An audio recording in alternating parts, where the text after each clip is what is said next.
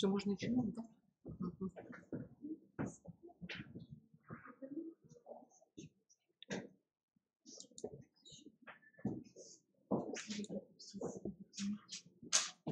Я вижу только презентацию, да? Все понятно.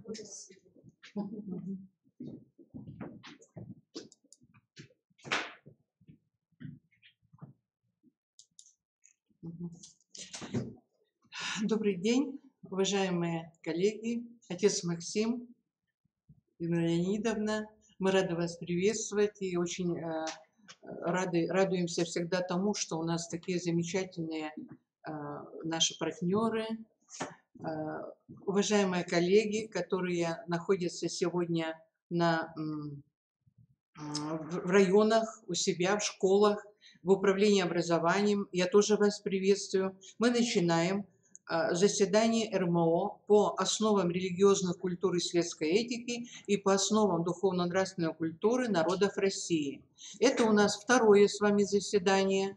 Хотелось бы сказать, что мы имеем полное право проводить, потому что по количеству людей, которые присутствуют у нас в районах и в этой аудитории, значит, я высчитала, что здесь 25 человек. Всего в нашем составе РМО 38 человек.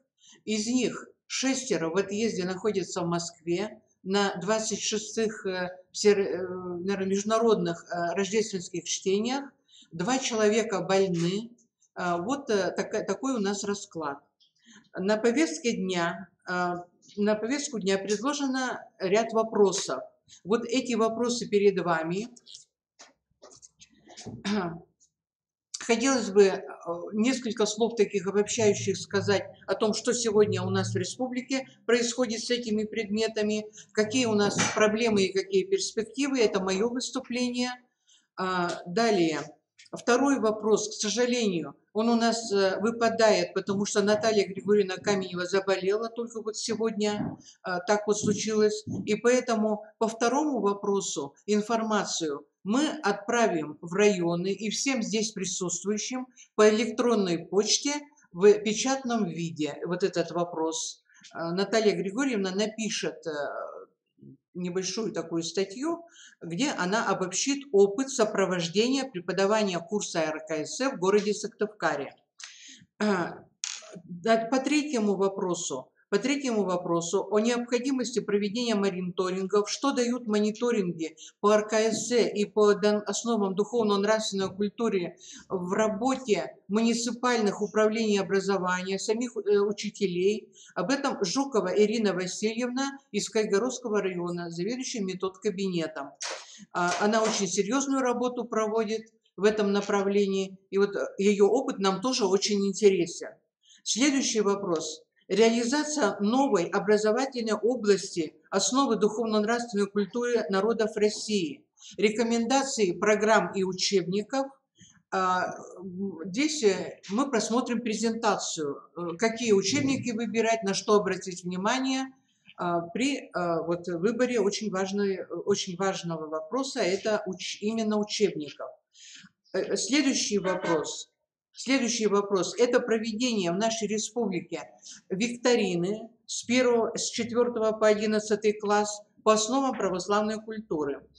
Поскольку в районы и вам, уважаемые коллеги, всем были высланы вопросы этих викторин, и вы эти вопросы изучили, нам бы очень хотелось, да и, кстати, посылали нам отзывы по поводу этих викторин, и отзывы были, в принципе, все положительные.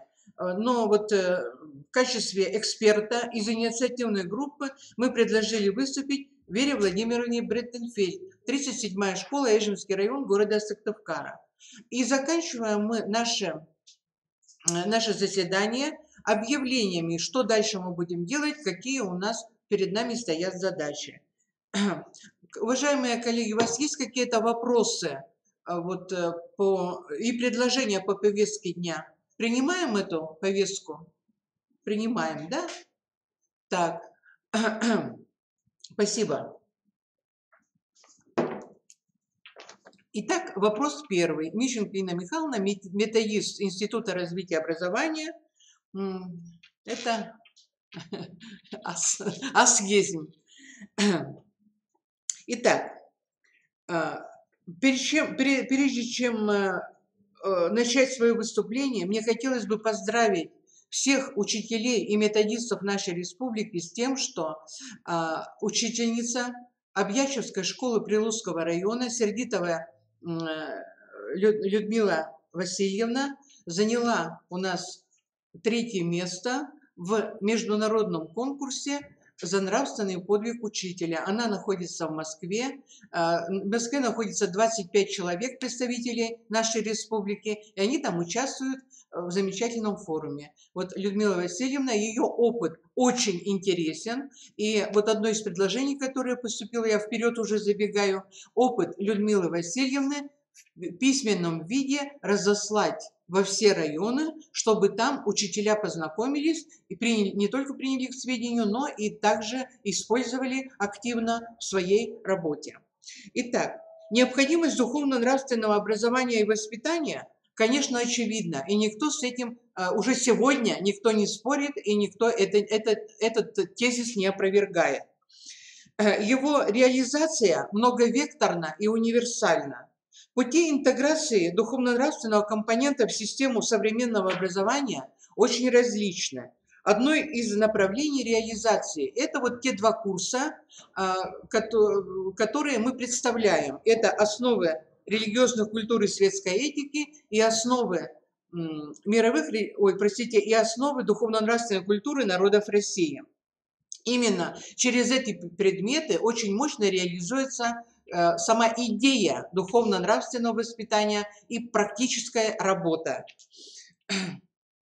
Преподавание курса вне зависимости от модуля должно быть воспитывающим. И это определяющий приоритет. Мы об этом не устаем говорить, что знаниевый компонент, он, конечно, должен присутствовать, но приоритетом является воспитание.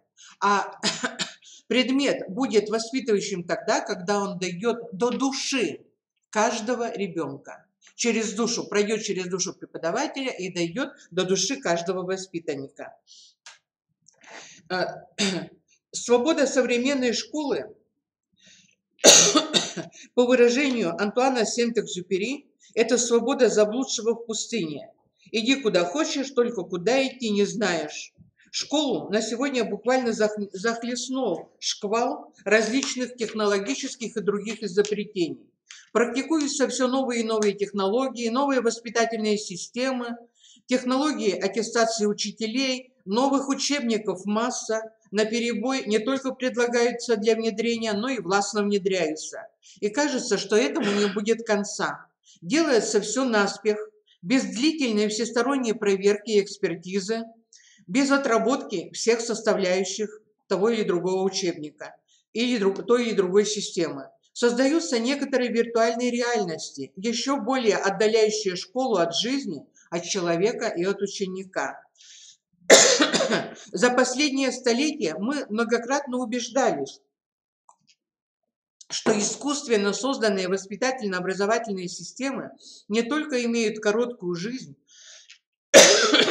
но что опасно, заводят в тупик, не дают нужного результата и только отнимают драгоценное время. Простите.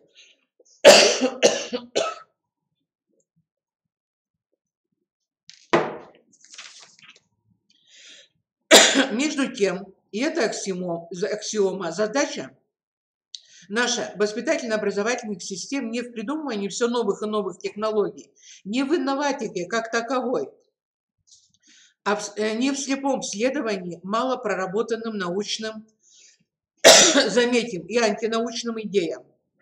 Задача состоит в выведении идеи из истории народа, его особенностей и возможностей, из его сложных телесно-душевной и духовной природы.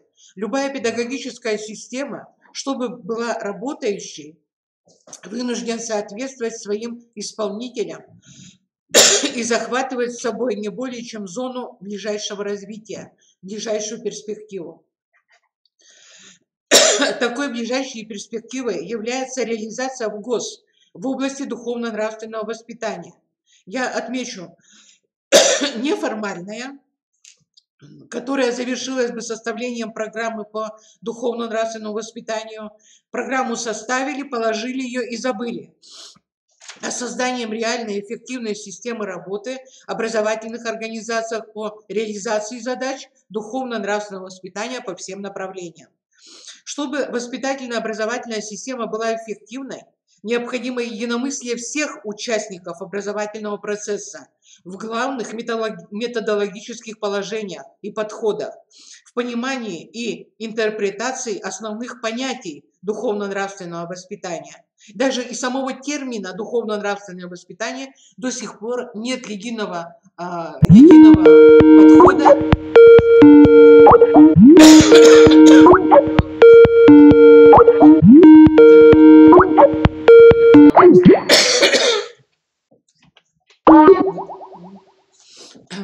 А как? Подключить их или Кайгородок? То, что вы просили Кайгородок? по скайпу звонить. Чуть попозднее. Попозднее. Давайте. Сейчас я закончу.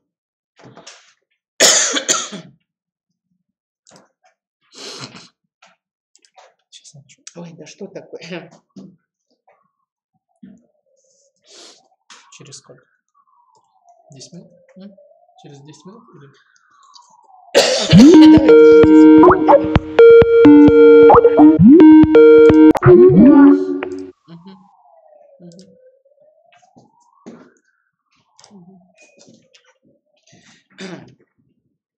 Простите, пожалуйста. В религии духовность понимается на той же основе, чтобы воспитательно-образовательная система была эффективной, необходимо единомыслие, я уже говорила. Но, к сожалению, в современном обществе консенсуса нет. Культура, человек, образование, духовность, религия многими гражданами нашей страны понимаются совершенно по-разному. В религии духовность понимается на той же основе, но с сопряжением ее духовного мира в целом, как и в светской, только есть другой потолок, другая планка духовного мира в целом, который здесь не исчерпывается только человеком, как существом духовным, обладающим духовностью. Кроме того, в религии духовность разнокачественная, чаще всего полярная, светлая и темная, божественная и дьявольская. Главной фигурой образования является учитель, его позиция, его личность, его пример. Увлечение дистанционной формой, например, повышения квалификации по нашим предметам не только чревато, но бывает и очень опасно. Я имею в виду то, что курсы повышения квалификации очень рекомендуем педагогам проходить не дистанционно, а здесь в аудитории, в общении друг с другом. Когда у нас выступают священники, когда выступают грамотные специалисты. Муниципальные методические службы активизировали помощь педагогам по РКС. Важна работа с муниципальным методическим корпусом. Она остается проблематичной. Думается, необходимо усилить консультационную деятельность со стороны КРИРО и через электронную почту, как уже у нас с вами было в декабре, когда на обсуждение ставились методические рекомендации по второму предмету и викторина по АПК. Вот две вещи были разосланы, и мы просили дать отзыв, я уже об этом говорила. Также обобщить опыт методической работы муниципалитетов. Ну вот в основном очень коротко о задачах. Итак, от чего зависит качество преподавания? О чем говорит опыт, о чем говорят наши мониторинги? Качество преподавания зависит от подготовки учителя и его личности, от выбора хороших, можно сказать, замечательных учебников, от методического сопровождения со стороны и института, и муниципальных методических служб, также от грамотно проведенной диагностики, от контроля и условий, которые созданы в образовательных организациях. И, конечно, детям нужно давать выход обязательно из рамок класса на конкурсы,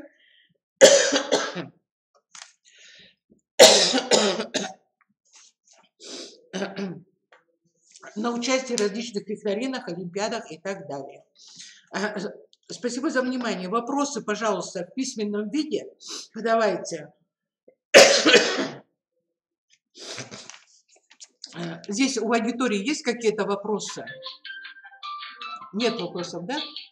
Тогда мы переходим ко второму вопросу.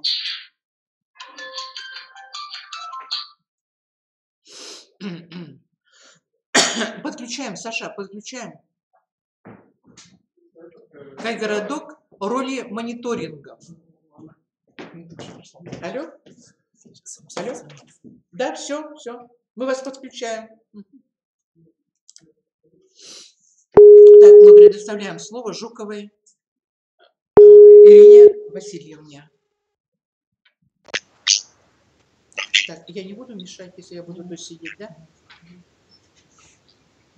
Так, можно начинать.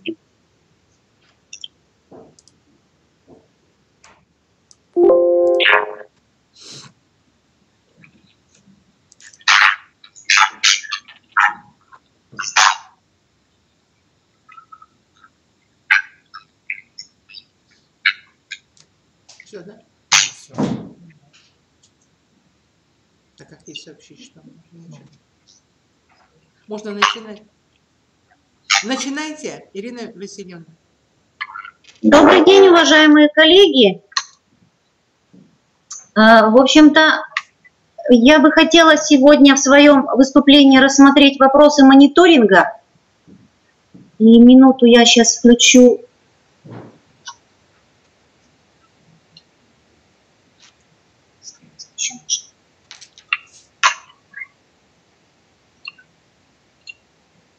Презентацию.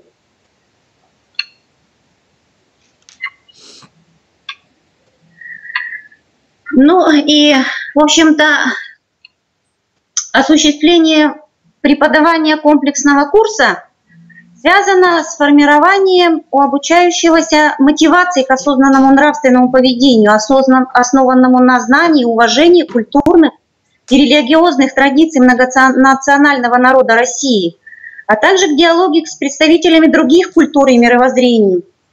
И сегодня данную позицию в целом поддерживают и родители, и педагоги, что подтверждает значимость реализации и необходимости повышения качества деятельности именно в данном направлении.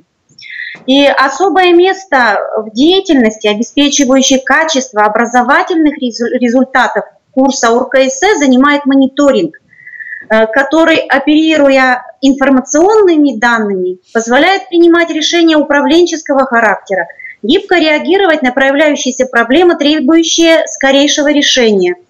И, конечно, вот такой, на мой взгляд, такой мониторинг проводится ежегодно. Однако, как мы стали замечать в течение ряда лет, что те проблемы, которые выявляются, да, в рамках мониторинга, они остаются почему-то постоянными в некоторых организациях. Ну и, конечно, мы стали задумываться над этим, и понятно, что это все-таки говорит о том, что в данном направлении, в направлении разрешения определенных проблем, да, которые выявляются, не были приняты решения, либо те меры, которые были приняты, они оказались недостаточно эффективными. Очевидно, для принятия такого решения все-таки нужны некие основания. И мы эти основания связываем с четко обозначенной проблемой и с указанием причин ее появления. И в данной ситуации, да, в целях уже принятия эффективного решения, в данной ситуации возрастает роль актуальности умения сформулировать проблему на основе определения ее признаков, причин ее проявления, правильного определения содержания и способов разрешения проблемы. При этом, если один из компонентов, указанных на слайде, отсутствует или неграмотно выстроен, то эффективность, понятно, что принятие решения, она снижается, что в свою очередь может препятствовать повышению качества реализации курса ОРКС. Возникают вопросы. Все-таки какие же данные мониторинга могут сигнализировать о наличии неких проблем в реализации курса ОРКС? Возможно ли на основе данных мониторинга определить причины их проявления? И каким образом результаты мониторинга можно использовать для определения содержания деятельности по разрешению выявленных проблем и способов ее реализации. Конечно, проблемы – это своего рода рассогласование между желаемым и реальным результатом, в которой желаемый результат в области реализации курса представлен нормативными требованиями, собственно, о которых мы все знаем и этим пользуемся. Это и закон об образовании, и федеральные стандарты, и регламент выбора родителями одного из модулей курса ОРКС. Есть и другие документы, но основные документы эти. И основными критериями качества, на наш взгляд, качества деятельности в рамках реализации этой предметной области – это достижение планируемых результатов, компетентность учителя, которая позволила бы достичь тех результатов, которые предполагаются, планируются. Ну и ресурсная обеспеченность реализации курса тоже является одним из главных критериев качества. И эти признаки качества, отражающиеся в ответах участников мониторинга, мы попробовали найти, сопоставляя и сравнивая различные результаты мониторинга. Ежегодно предлагаемый нам мониторинг реализации курса ОРКС раскрывает те или иные аспекты деятельности на уровне и ребенка, и родителя, и учителя, и директора школы. Ну и понятно, что и проблемы, которые выявляются, они тоже могут быть выявлены на различных уровнях деятельности. И мы попробуем рассмотреть кратко каждый из критериев. Итак, ресурсная обеспеченность реализации курса ОРКС.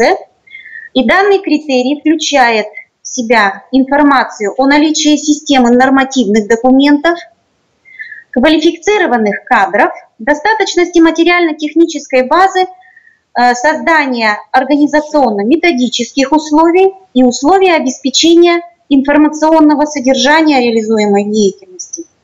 Но в силу того, что слайд – это не резиновое пространство, у нас некоторые условия не вошли на слайд. Но для понимания мы вынесли некоторые из них в качестве показателя и указали те требования, которые предполагаются, что должны быть выполнены. И качество ресурсного обеспечения можно, конечно, оценить по ответам учителя, руководителя и родителя, возможно. И противоречивые ответы, когда руководитель утверждает, например, о наличии нормативных документов, а учитель отрицает это, конечно, это может свидетельствовать о проблемах именно в нормативном обеспечении деятельности.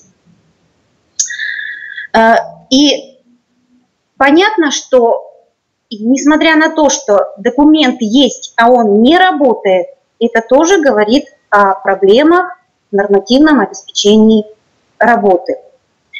И это связано с недостаточностью информированности учителя о нормативных требованиях к осуществлению деятельности в рамках предметной области.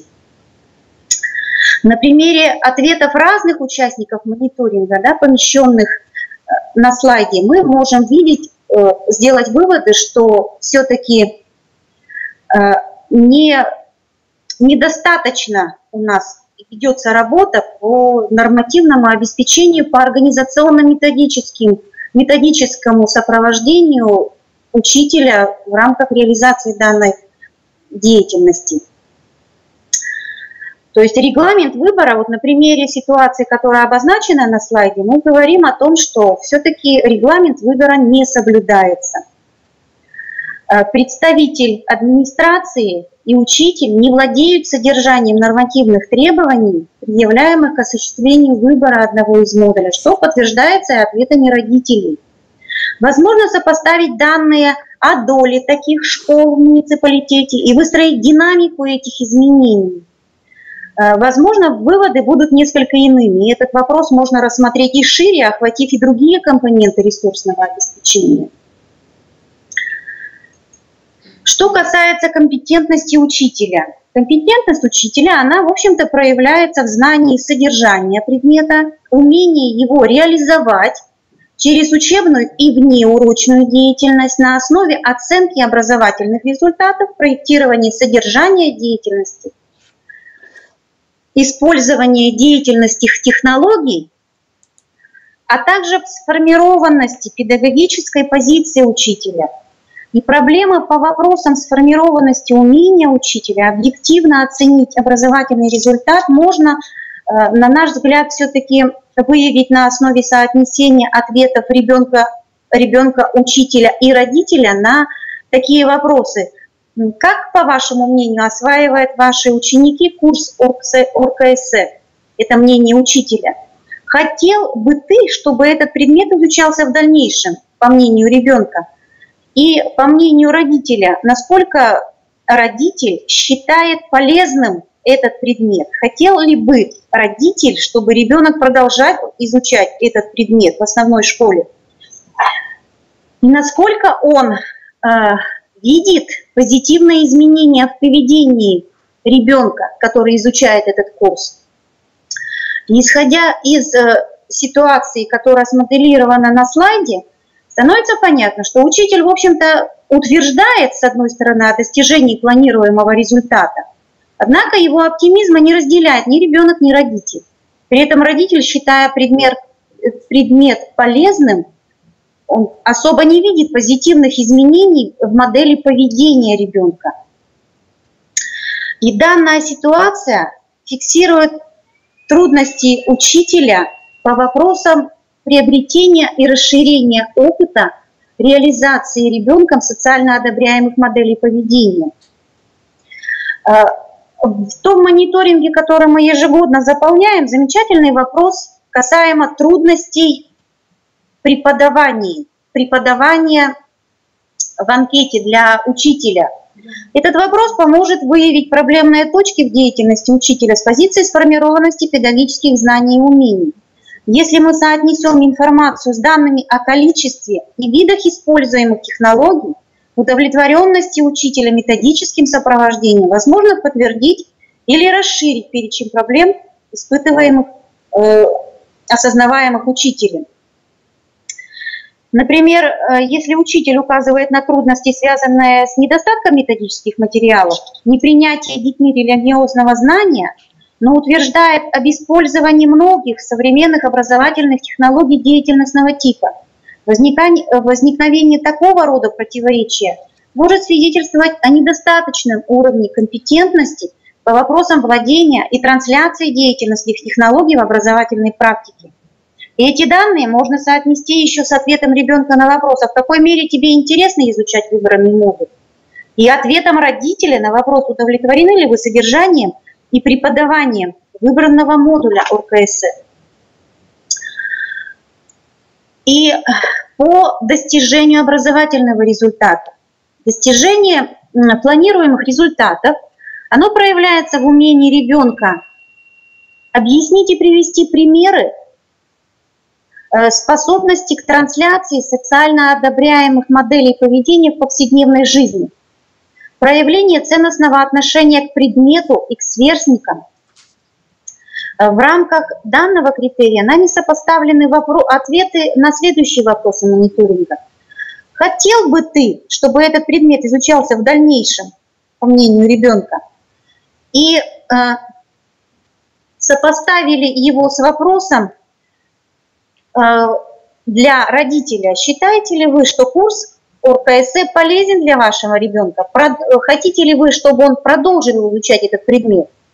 И наблюдаете ли вы позитивные изменения в поведении вашего ребенка, который изучает курс? И по ситуации, которая смоделирована на слайде, мы понимаем, что все-таки есть проблемы, да, в достижении образовательного результата. Таким образом, рассматривая все три критерия, мы увидели, что проблемы могут выявляться на различных уровнях. И, как правило, ограничиться одной проблемой зачастую не представляется возможным. Мы понимаем, что качество образовательного результата упирается в компетентность учителя, которая, в свою очередь, обеспечивается грамотно выстроенной методической работой на основе эффективного управления деятельностью. Мониторинг также может указать и некоторые причины выявленных проблем. Для этого мы вычленили взаимозависимые данные и на их основе определили степень возможности достижения тех или иных нормативных требований. Рассмотрим возможность определения причины выявленной проблемы на примере проблем, которые обозначены были ранее. Итак, проблема недостаточного уровня информированности учителя о содержании нормативных требований, предъявляемых к осуществлению выбора одного из модулей, мы соотнесли с данными мониторинга об уровне удовлетворенности методическим сопровождением и о повышении квалификации. Исходя из этих данных, можно сделать вывод, что вопросы содержания регламента выбора модуля, возможно, рассматривались в рамках методического сопровождения учителя с общих позиций или не рассматривались. Вопрос своевременности повышения квалификации, возможно, недостаточно контролируется. При рассмотрении компетентности педагога была выделена проблема слабого использования учителем потенциала в неурочной и воспитательной деятельности. Мы попробовали соотнести эти данные с ответами на вопросы, связанные с уровнем удовлетворенности, опять же, методического сопровождения и возможностью организации сотрудничества с родителями, а также с прохождением курсов повышения квалификации. И данные мониторинга позволяют сделать вывод, что учитель использует сотрудничество с родителями, да, так как он не указывает его в проблемах. Однако вопросы способов использования потенциала в неурочной и воспитательной деятельности на мероприятиях методического характера, возможно, и не рассматривались. И на текущий период времени требуется повторное прохождение курсов повышения квалификации учителя, который ведет данный курс. Проблема недостаточного уровня достижения образовательного результата соотнесена с ответами учителя на вопросы мониторинга относительно условий деятельности, проблем, осознаваемых учителем, наличие интереса учителя к предмету ОРКС. И на основе анализа модели, предложенной на слайде ситуации, можно утверждать следующее. Учитель в основном удовлетворен условиями деятельности, ему в целом интересен преподаваемый предмет. Однако учитель указывает на невозможность совмещения предметного содержания с внеурочной воспитательной деятельностью. Таким образом, проблема недостаточного уровня достижения образовательного результата может быть связана с тем, что вопросы организации деятельности детей, в том числе с использованием потенциала неурочной и воспитательной деятельности, на методических совещаниях, семинарах, других мероприятиях, возможно, рассматривались недостаточно. Таким образом, признаки проблемы могут быть выявлены на уровне ребенка, и их причины нужно искать в деятельности взрослых. И данные мониторинга, если не выявят всех причин, то они могут существенно сузить круг поиска причин выявленных проблем.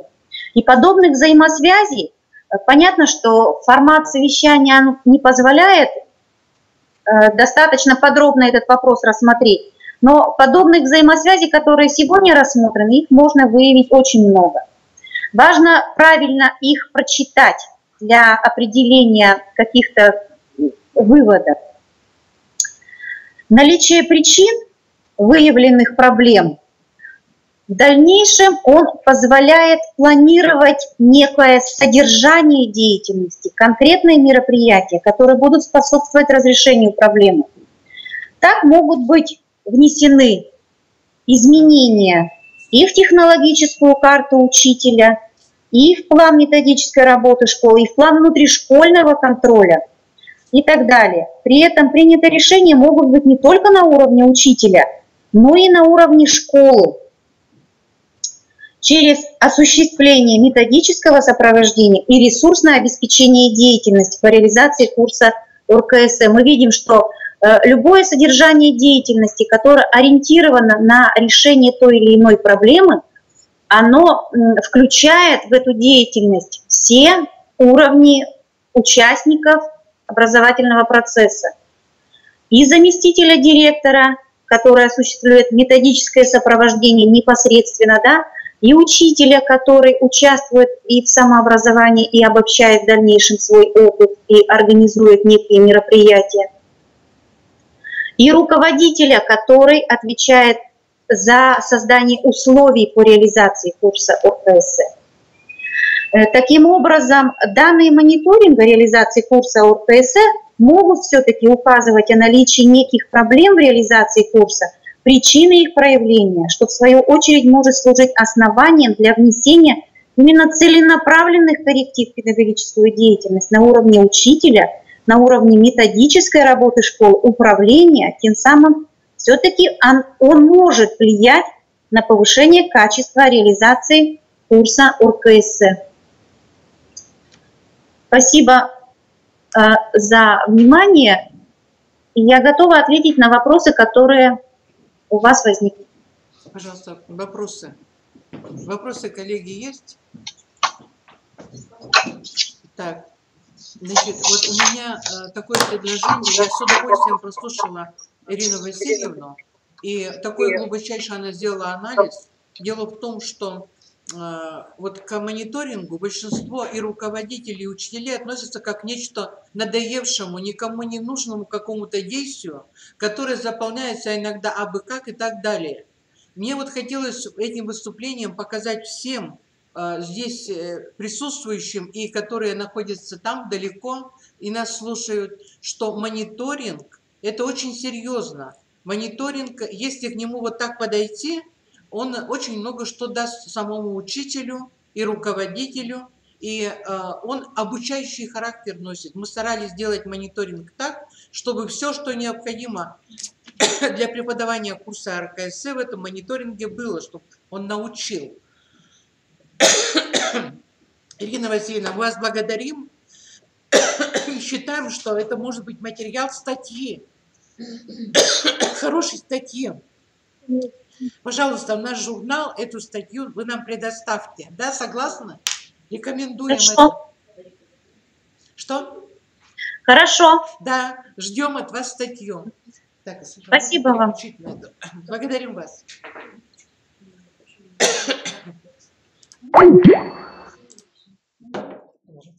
Спасибо.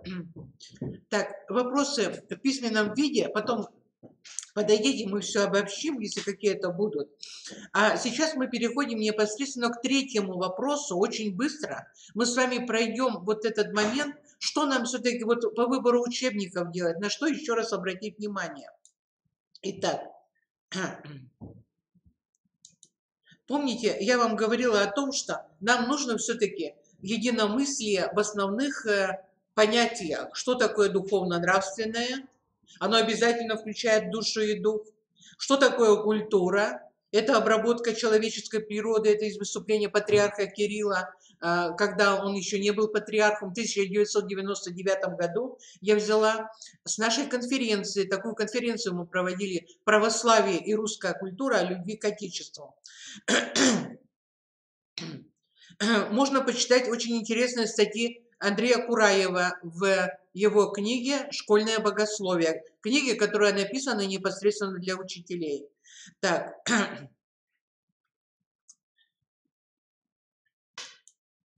Итак, в РКС и ОДНКНР нам нужно соблюсти, чтобы был успех, линейный принцип.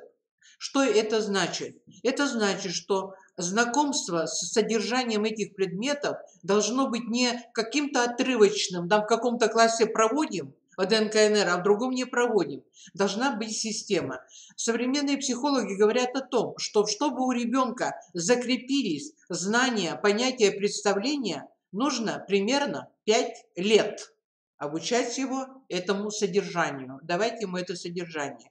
Итак, посмотрите, у нас в республике линейный принцип еще не сложился, но я надеюсь, что он у нас складывается. Каким образом?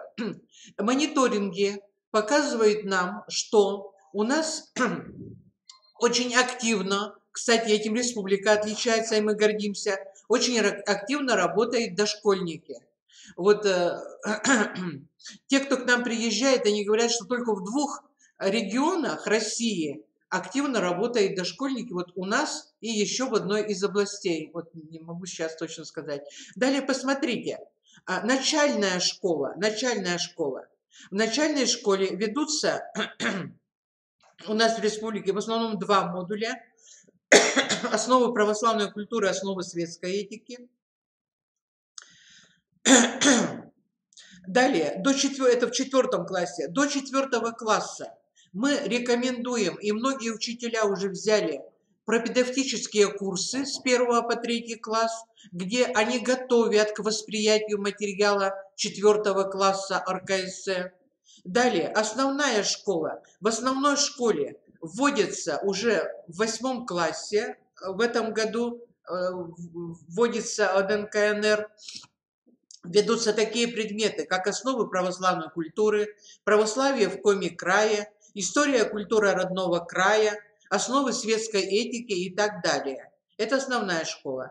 В старших классах, в очень немногих школах ведется курс «Этика и психология семейной жизни». И нас это очень радует, что должна будет эта линия продолжена, должно быть завершено чем-то исключительно очень важным для наших детей, чтобы они ушли из школы в жизнь подготовленными к жизни. Также в некоторых регионах русская классическая философия ведется, и такой предмет «Основы нравственности». Это по учебнику Ольги Леонидовны Янушкевичене. Для старшеклассников такой учебник разработан. Так, пропедевтические курсы. Что включает в себя пропедевтические, какие курсы включает в себя пропедевтика? С 1 по 3 класс. Чаще всего у нас в республике проводятся истоки Александра Васильевича Комкина и Ивана Алексеевича Кузьмина. Далее, уроки милосердия, Тамбовский опыт. Тамбовчане к нам приезжали, они у нас проводили семинары, и наши педагоги, мы даем материалы педагогам, Тамбовский опыт. А также некоторые учителя проводят этикет. С 1 по 3 проводят курс этикета, чтобы подготовить детей к восприятию РКСМ.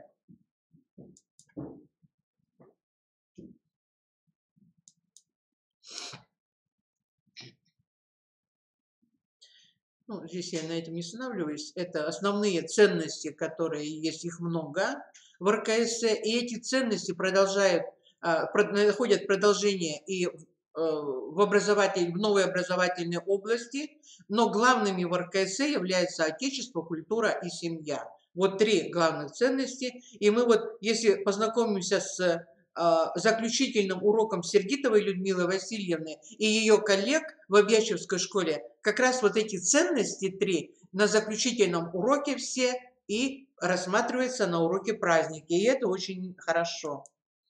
Мы уже говорили о том, что курс РКС должен иметь приоритет воспитания. Вот у него много основных свойств. Мы с учителями на курсах рассматриваем эти свойства и особенности курса РКС. И в основном у нас, в общем-то, предмет сложился. Есть позитивные результаты, и мониторинг на это тоже указывает. У нас одна из главных проблем – это обновление учебников. И учебники старые, которые были издательства просвещения, их необходимо заменить учебниками нового типа, более совершенными, более глубокими. И мы рекомендуем заменить учебники по основам православной культуры на учебники в 4 классе Ольги Леонидовны Янушкевичене. Вот полностью комплект готов, вот здесь вы видите этот комплект.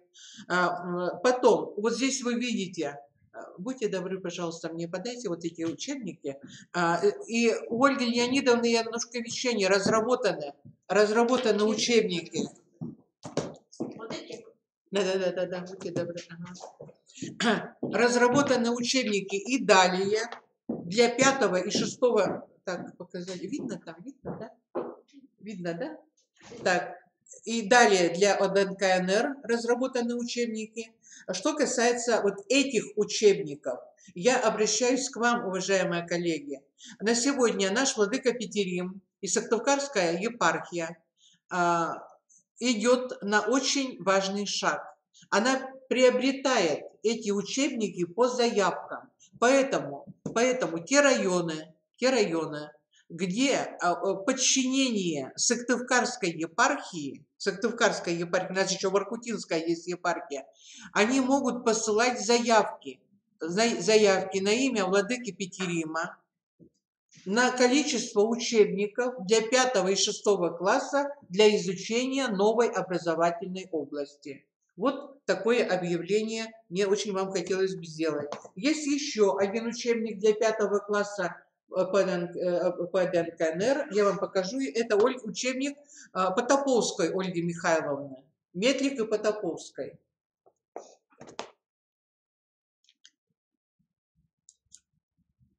Так. Учебник светской этики мы тоже рекомендуем заменить. Когда будете заказывать новые учебники, лучшим учебником мы считаем, обратите внимание, учебник Студеникина «Основы светской этики для 4 класса». Точно так же полностью весь есть комплект. И тогда качество работы по новым учебникам, качество преподавания курса АРКС, конечно, возрастет. Вот здесь Инна Владимировна Плетенева вышла. Мне очень бы хотелось тоже, чтобы она выступила. Она работает по учебнику Студеникина, но не на уроках, а ведет внеклассную работу, используя этот учебник. У этой школы, у 31-й школы города Сыктывкара есть очень интересный опыт. Итак, ОДНКНР, она реализуется через предметные области, то есть через все предметы реализуется, через уроки по всем предметам, я уже говорила, как отдельный урок, через все уроки, через все образовательные области и через воспитательную работу и дополнительное образование. Вот на сегодня есть 3 пути реализации ОДНКНР, и у нас в республике есть примеры всех вот этих 3 направлений. Очень бы хотелось, чтобы вот первое направление развивалось быстрее, потому что более всего вот 3-е направление сегодня у нас, но вот размывание, даже вот и 2-е направление, но размывание содержания без отсутствия программ у учителя, оно мало что дает. То есть оно как бы заявляется, но как оно на самом деле происходит, мы сегодня имеем слабое об этом представление. Так, на сегодня у нас эти обеспечения ОДНКНР, в принципе, оно есть. И вы видели эти учебники и по основам православной культуры, и учебник Студеникина для 5 класса есть, и Тамбовский опыт, и истоки, как мы говорили. На сегодня разработана программа и учебно-методическое пособие по истории и культуре родного края, который называется «Земля родная». Мы использовали опыт Кирова, и вот это пособие всем, уважаемые коллеги, вам тоже было разослано для рассмотрения, для предложений и для реализации у себя в районах. Также я могу предложить кинолекторий как один из вариантов реализации ДНКНР, но об этом немножечко позднее, мы на следующем нашем совещании поговорим и подробно познакомимся. Так, учебники, которые мы уже показывали, пожалуйста, обратите внимание, для ОДНКНР. Это учебники ЛПК. Я вам их показывала вживую. Хорошие учебники, грамотно составленные, апробированные. Так, по основам светской этики. Вот по основам светской этики, это учебник Студеникина для 5 класса, который я назвала. Посмотрите, какие замечательные темы в этом учебнике, которые рассматриваются. Это темы все по грехам и добродетелям. Порядочность, совесть и бессовестность, доверие, доверчивость, милосердие, сострадание, правда, ложь и так далее. Учебник очень полезный, он составлен в соответствии с нашей отечественной традицией. И его тоже можно использовать в качестве учебника по ДНКНР. Учебник «Истоки». Обратите внимание, тоже выстраивается горизонтальная линия учебников, начиная с первого класса. Есть учебники 5, 6, вплоть до 9 класса. То есть такие учебники можно использовать в качестве учебника к уроку по ОДНК-НР. И мы их тоже рекомендуем. Проводим семинары, проводим курсы. Но что касается старших классов, можно взять и ввести комплект. Он полностью есть, хороший комплект. Это «Нравственные основы семейной жизни» для 10-11 класса. Автор Моисеев и монахиня Нина Крыгина. Он обеспечен аудио и видео материалами. То есть на сегодня учитель, как говорится, не совсем, уже ни с чем. Есть что взять и есть с чем работать.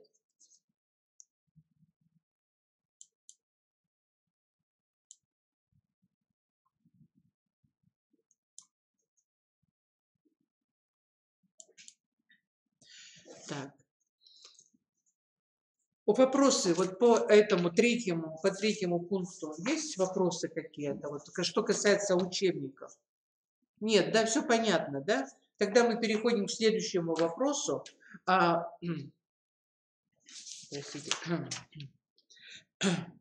Это о проведении викторины.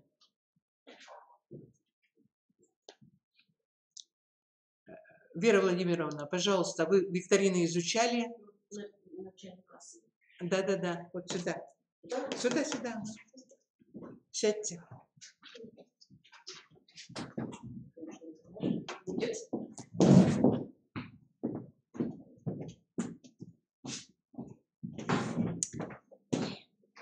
Первый раз. Так, в таком состоянии. Так, что нужно говорить? Да, сюда. Можно? У вас видно? Не знаю. Я себя не вижу. Все вас видно. Так, ну вот мы познакомились со сборником викторины по основам православной культуры. В-четвертых, ну, конечно, у нас начальные классы, поэтому, естественно, больший упор мы делаем на начальные классы и на викторины, которые...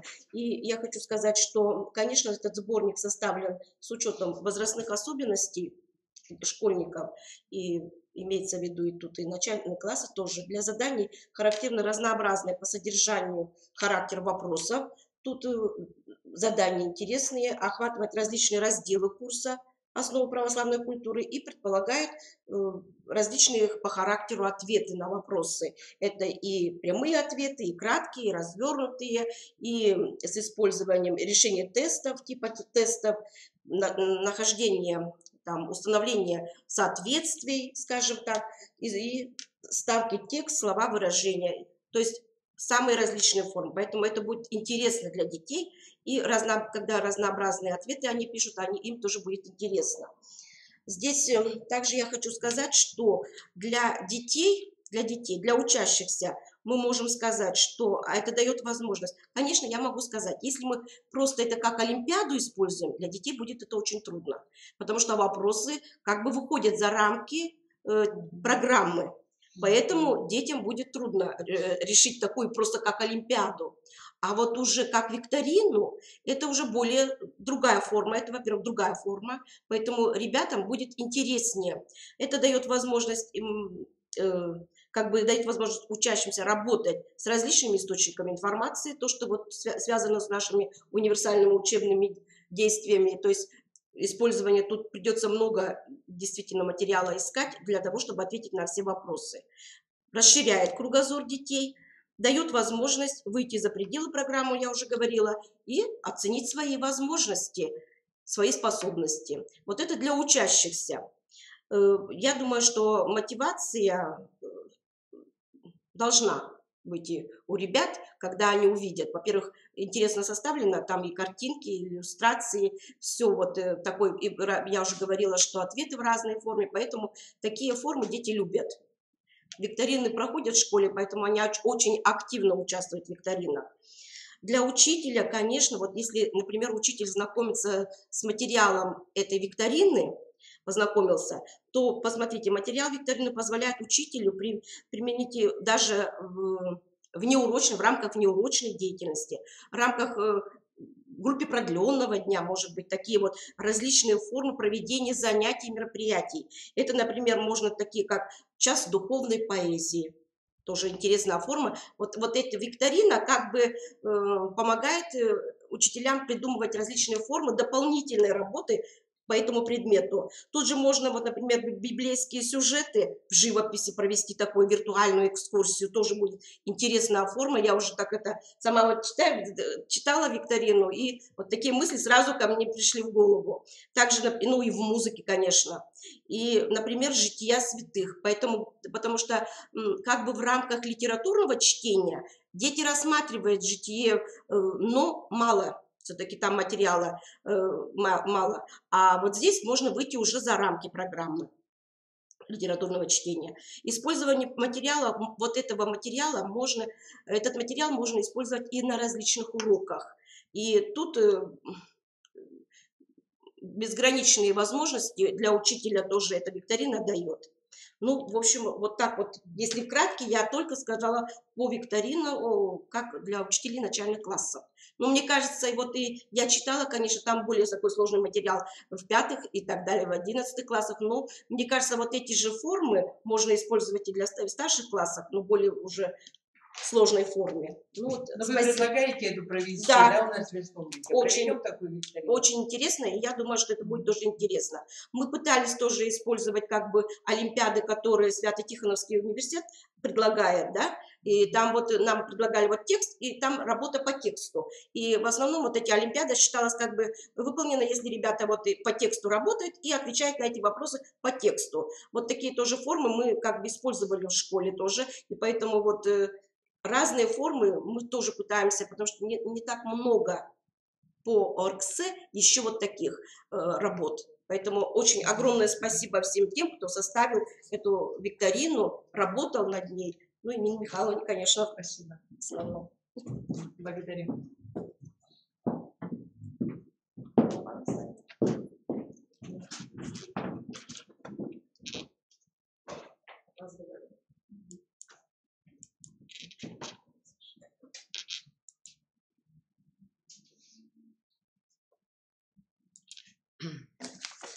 Так, коллеги, согласны? Будем проводить? Согласны, да? Будем проводить во всех классах с 4 по 11 класс. Значит, сейчас мы вот все определимся со сроками. В принципе, у нас все вопросы исчерпаны, разные, да? Позвольте, пожалуйста, ряд объявлений. Итак, первое.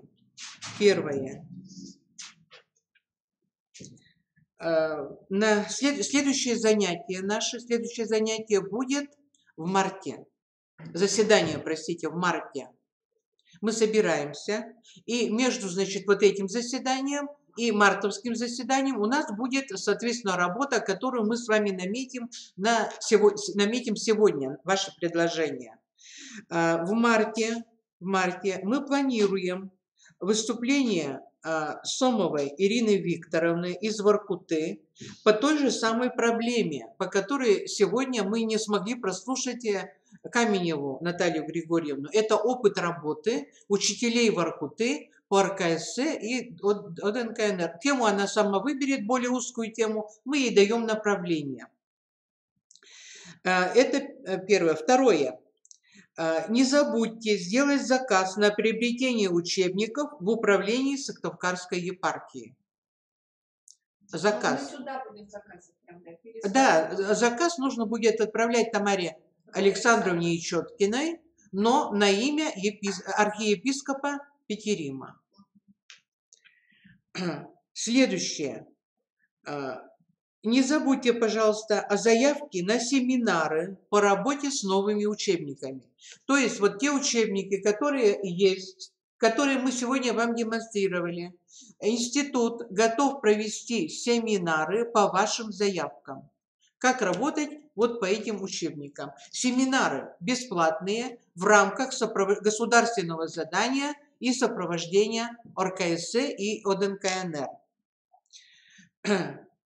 Курсы повышения квалификации для учителей РКС начинаются с 19 марта 2 недели. Очень просим своевременно заявки послать, чтобы была полная группа, и мы занимались, как минимум было 2 недели, чтобы полные были курсы.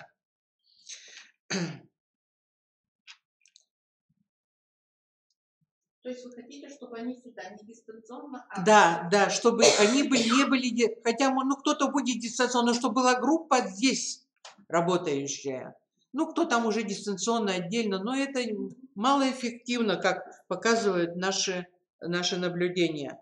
Далее, если вы нуждаетесь в материалах или каких-то материалов у вас нет, например, викторин материала, или вот этого нового сборника «Земля родная», или еще каких-то других, пожалуйста, пишите на электронную почту, и мы вам высылаем любые материалы.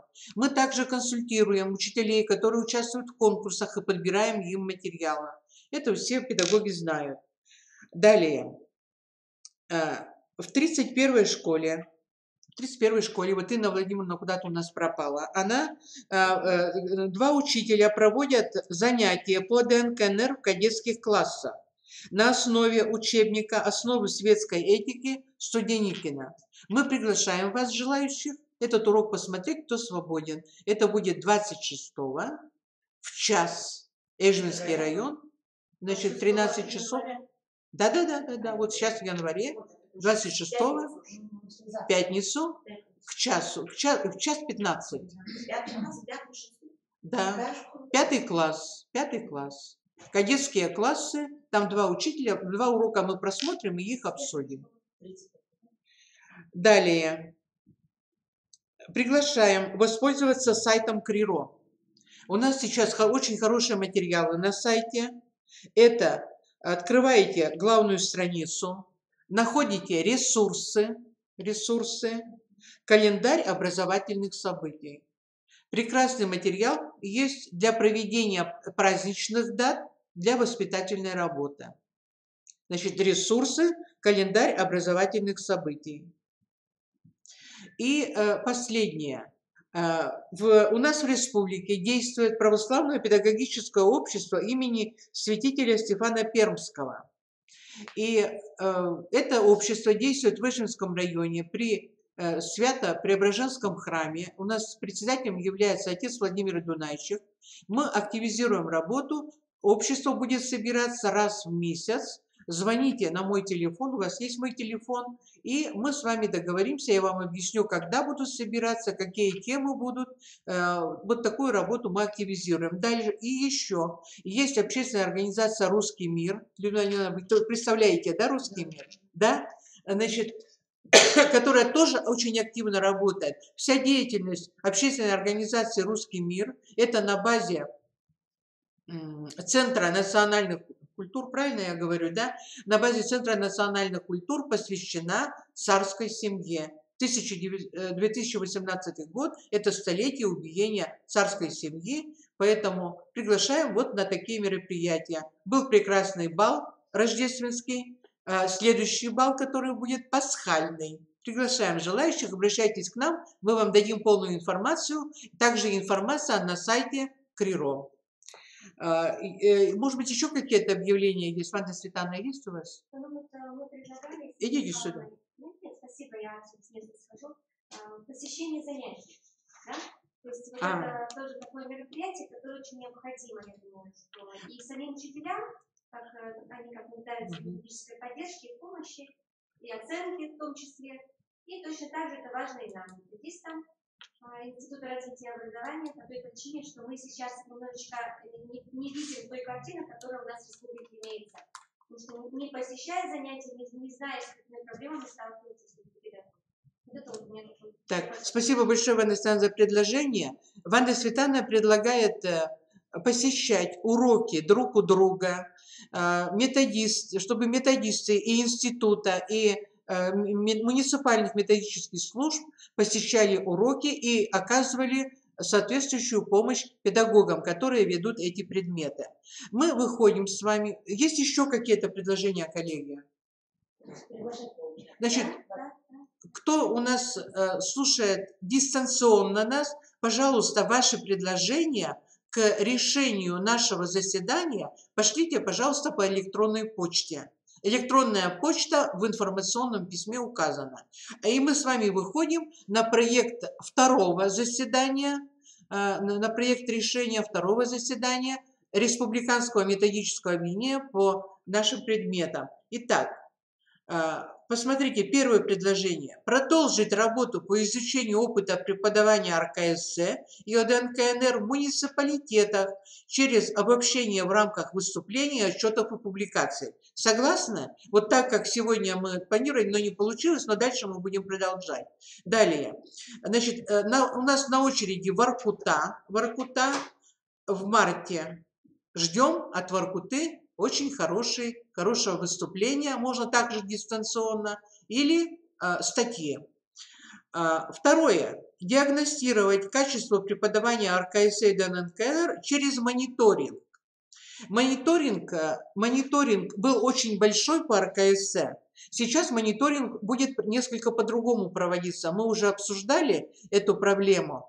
В основном мы обратим внимание на второй наш предмет ОДНКНР. Почему? Потому что у нас здесь очень большие проблемы и сложности. Поэтому нам нужно стараться направить все усилия на развитие этой образовательной области. У меня очень большая просьба к слушателям нашего ЭМО. Какие будут предложения по мониторингу? Какие вопросы вас интересуют? Как его проводить? Пожалуйста, у кого есть соображения, очень просим вас по электронной почте нам послать. Мы постараемся все ваши замечания и все ваши предложения учесть. Третье. Провести викторину по ПК в 4-11 классах. Вот сроки здесь указаны, февраль-апрель,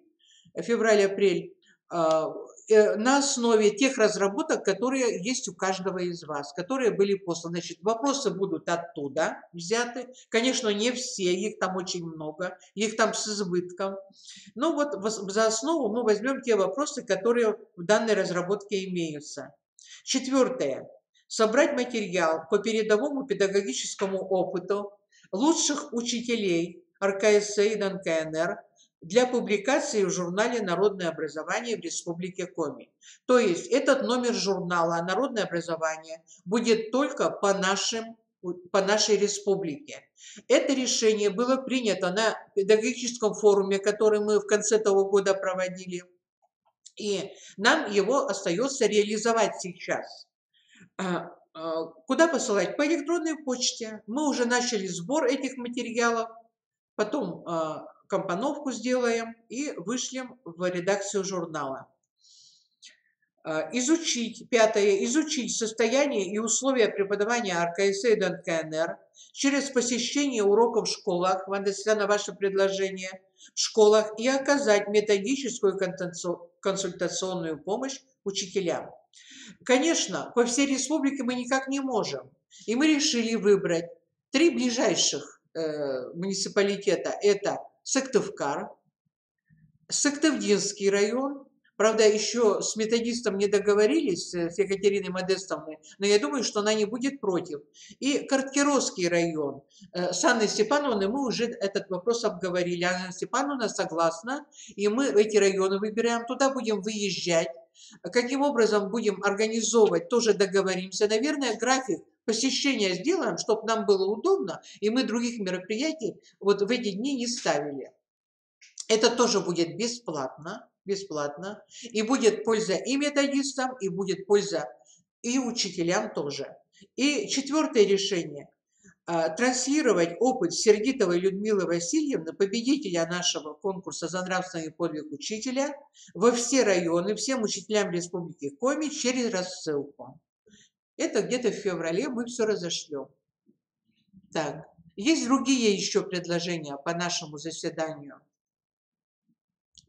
Нет, да? Тогда принять за основу, да? Проголосуем, принять за основу. Проголосуем, да? Так. Ну, на этом мы заканчиваем наше заседание. Мы, не знаю, уложились во времени. Чуть-чуть перебрали немного за час. Мы благодарим всех наших участников, благодарим слушателей и ждем от вас и ваших методических разработок, и ваших рекомендаций, советов и замечаний. Спасибо всем большое. До свидания. Спасибо.